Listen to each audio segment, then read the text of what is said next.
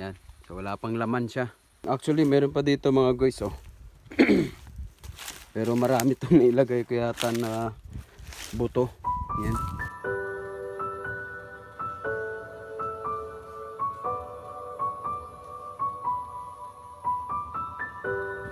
Ayun, magandang hapon sa inyo mga guys. At ito na naman tayo. Andito na naman tayo sa bukid. So ngayong araw, bigyan ko kayo ng update dito sa ating area. At andito tayo ngayon sa kubo. Maingay si Emmanuel kasi matutulog na.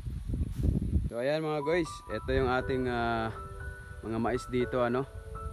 Yan, kung mapapansin nyo, lalaki na mga guys.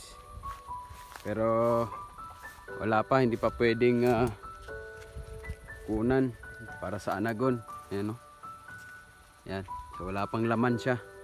Pero grabe, tataas na. Yun o. Mas mataas pa sa akin. Ayan.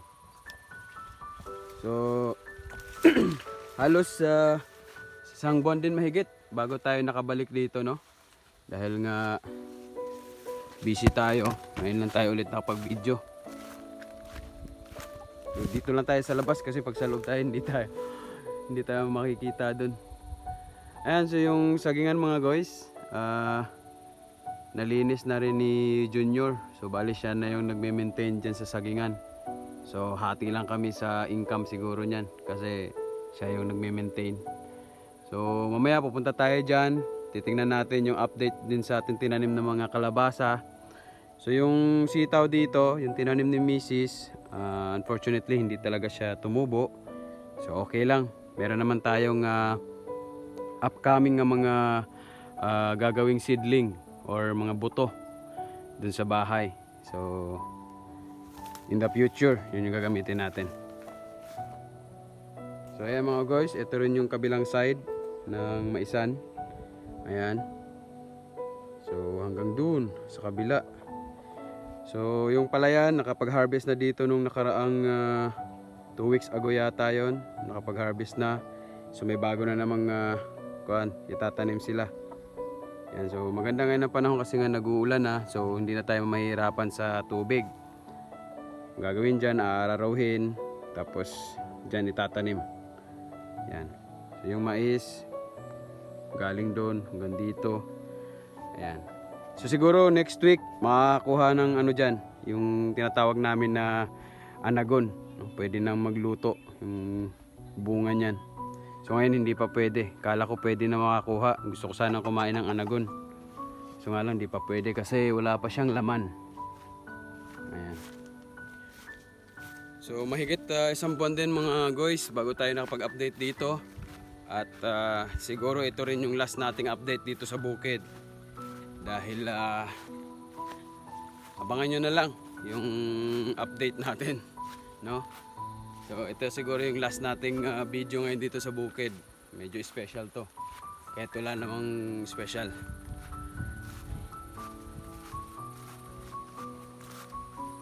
So yung mga guys, si Junior yung linis dyan sa sagingan. Siya na yung nag-maintain. Ayan. Grabe, tataas ng ng mais. Ayan o. Andun. Ngayon, check natin yung tinanim natin kalabasa dito. Kung namunga ba? Namunga. Tumubo ba? Ayan. Ayan. Si Junior yung naglinis niyan. Dahil talagang wala na tayong time. So abangan nyo na lang mga guys. Abangan nyo na lang yung mga susunod nating video kung ano yung mga future plans. Ano yung mga update natin, no? So, ayan mga guys. Tumubo yung ating kalabasa. Ayan. Dito tayo nagtanim nung nakaraan.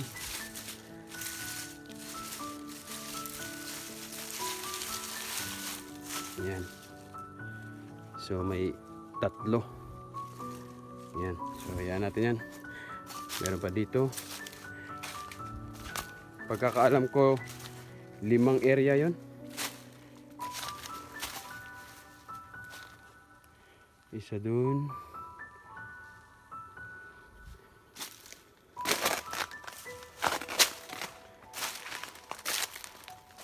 Ayan mga guys. Ayan o. Ayan. Tumubo rin. Medyo naano yung iba. Pero goods pa rin yan. Tas dito, ayun. Yun, actually meron pa dito mga guys oh. Pero marami itong nailagay ko yata na buto. Ayan, dami. Ayan, so meron pang pangatlo pa lang to. Meron pa dito. Meron ako ditong tinanim.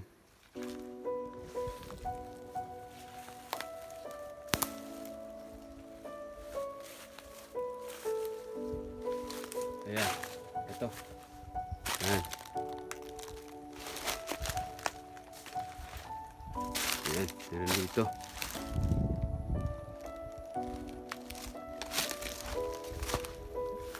So, di ko na sure nasaan yung isa.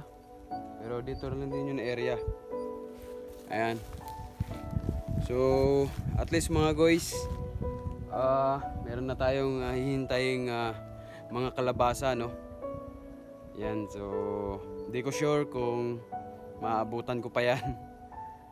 Basta abangan nyo na lang mga guys kung ano yung update natin. So, tulad nga nung sinabi ko nung nakaraan na meron tayong mga future plans, no? Ayan. Daming mga bunga yung saging. So, maganda ang kuhan natin ng saging ngayon. Malalaki yung bulig, no? Ng ating saba. Saba at latundan yung tanim dito mga guys. Hindi masyado makita against the light.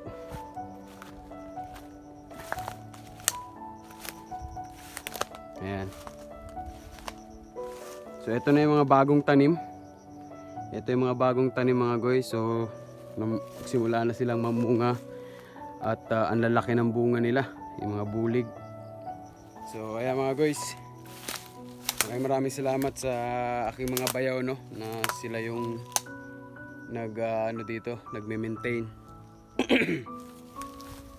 So, talagang bihira lang ako mapunta dito. Kaya ngayon ko lang din nakita na ganito na pala ka ganda dito.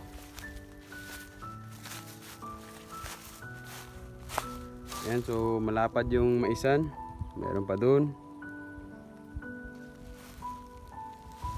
Ganun lang talaga, basta masipag lang sa bukid. Talagang may maaani. Ayan. So yun na pala lahat yun. 5 na area. So yung isang area doon, ang dami ko lang nailagay na ano, parang yun yata yung last na nilagay ko. Yan, dito. So, shoutout nga pala sa lahat ng mga kaibigan natin, no. Pati yung sa mga kasama natin dyan sa Patayo, shoutout sa inyong lahat. Mga kasama natin sa trabaho.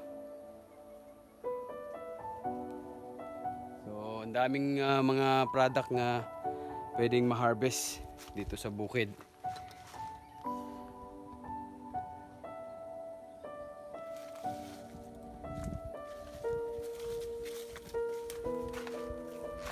So, yung sitaw, hindi nabuhay yung sitaw. Tapos yung kamuting kahoy nandito, sila na bahala dyan kung anong gagawin nila.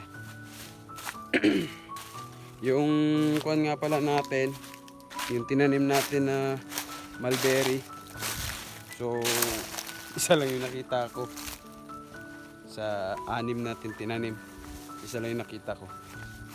So, tingnan natin pag lumaki saan banda. Nalimutan ko na kung saan eh.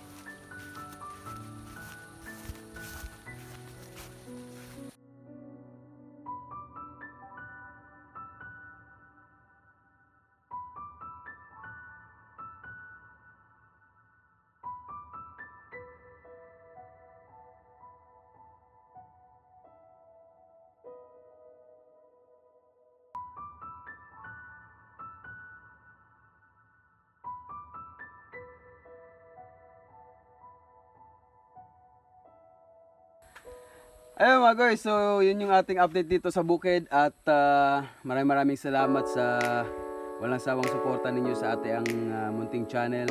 At big shoutout sa inyong lahat. At ingat kayo palagi. Shoutout sa mga kasama ko sa trabaho, sa mga hipag ko nga nasa Czech Republic at nasa Taiwan. Maraming salamat sa walang sawang suporta ninyo.